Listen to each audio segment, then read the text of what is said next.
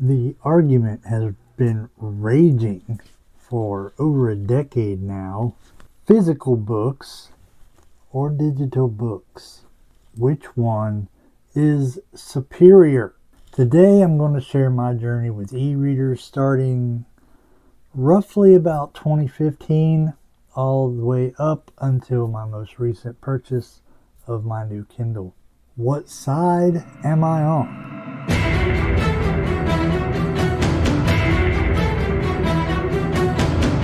Let's take a trip back to the beginning. I, myself, was anti-ebook as soon as the e-reader was, starting to gain popularity, and how most inventions go, like it was probably around a little while before you actually heard of it. So as soon as e-readers started to become a thing and the Kindle was, as far as I know, the first one that was out, I was against it. I was not a fan. I just didn't see how you could replace physical books. I mean, the feel of a good broken paperback, it's so hard to beat. The smell of a used bookstore, fantastic. However, and I'm sure many people have the same problem that I have, you love the tangibility, you love the feel, the physical sensation of holding a physical book, and you end up buying them and buying them. Before you know it, you got a full bookshelf. Before you know it, you fill up another bookshelf and you got a whole bunch of books that you ain't read and you probably won't ever read. So therein lies the problem. What good is having all these? Don't get me wrong, it looks good. A bookshelf with books all on it looks great. I have plenty of them. I wish I could show you, but most of them are boxed up in storage at the moment. But I can show you the ones I do have. So don't get me wrong. There's nothing wrong with having a full bookshelf. It's beautiful. A lot of work and planning goes into what those covers are going to look like and what those spines are going to look like facing off that bookshelf. But when they're sitting there not getting read, it kind of defeats the whole purpose, don't it? Now maybe you have all the time in the world to sit around and read, and if that's the case, kudos to you. We all actually probably have more time to sit around and read than we think we do if we just cut out some unnecessary things that we don't need to be doing. But I was one who had all these books on my shelf, and I just couldn't read them as fast as I was buying them. So in 2015, I decided to take the plunge into the e-reader world. So that year, and I'm guessing on the year because I really don't remember, that year my mom asked me, "Son, what do you want for Christmas?" I said, "I want a Nook, a Barnes & Noble Nook." And the reason for that was because at the time the Nook was a little bit cheaper than the Kindle was. Even though I had been previously using the Kindle app on my phone, and I was, I didn't, my parents they're not rich, you know what I'm saying? So I didn't want to ask for something, extravagantly priced as the Kindle was back then. So I just said, hey, there's a thing that's the same thing, a little bit cheaper. And lo and behold, much to my surprise, she got it for me. And I got a Kindle. Now, I would have loved to charge this up and show it to y'all, but it has a proprietary charger, and I haven't the slightest idea where that thing is, of course. But this was my Nook. But it's been sitting in this case for probably 6 years, 5 years. I don't know.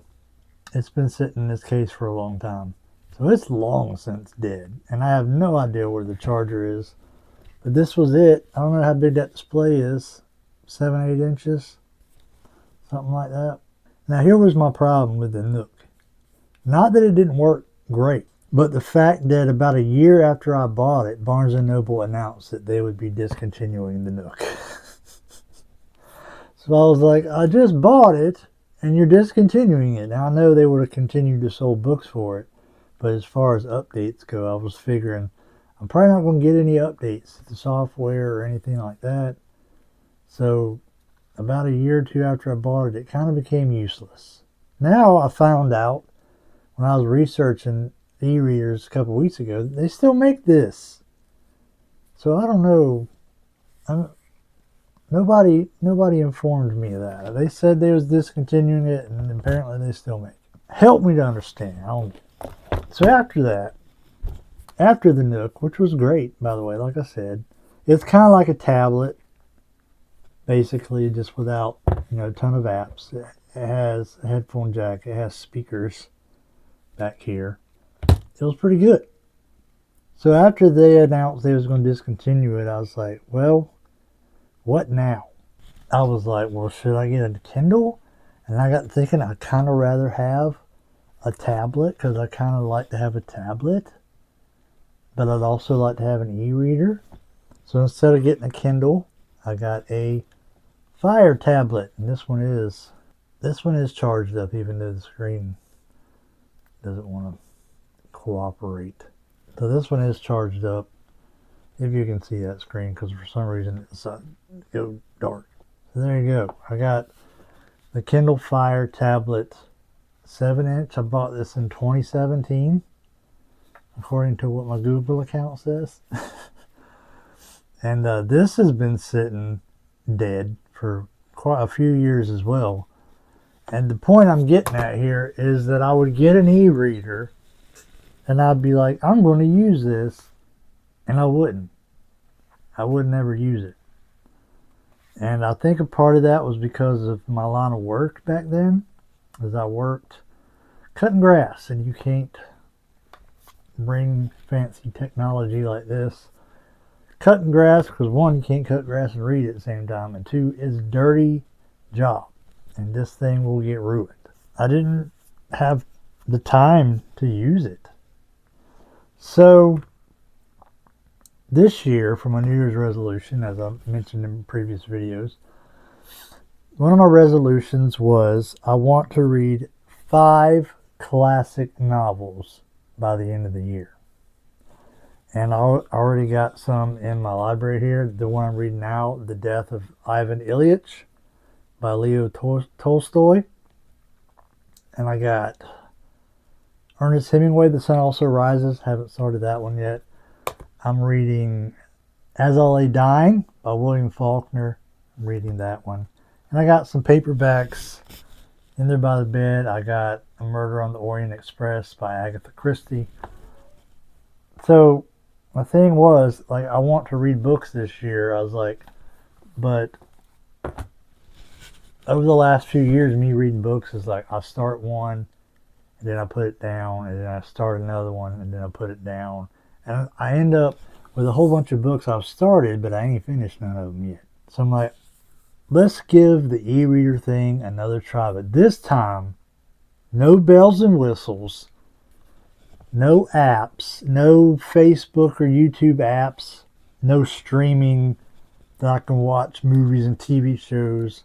I don't even remember what this thing had on it, but it had some bells and whistles too.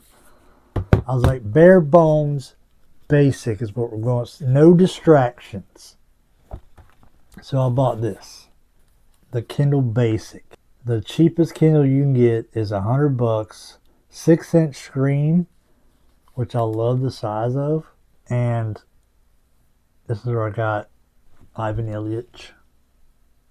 I've been reading. I am 43 pages deep, 69% done, and this thing is great. Let me tell you why. I've had it for 2 or 3 weeks now, and say I'm at work, and I pop this, at work in the morning time. I have installers show up to pick up material.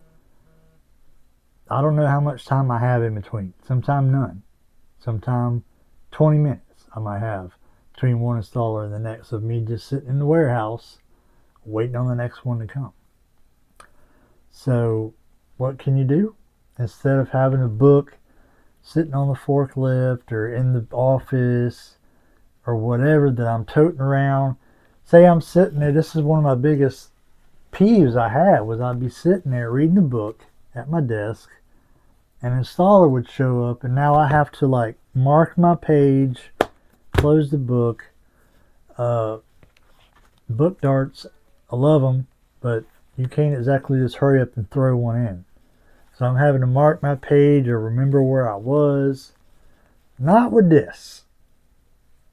One-handed operation. Pop it open, unlock the screen, turn pages with my thumb.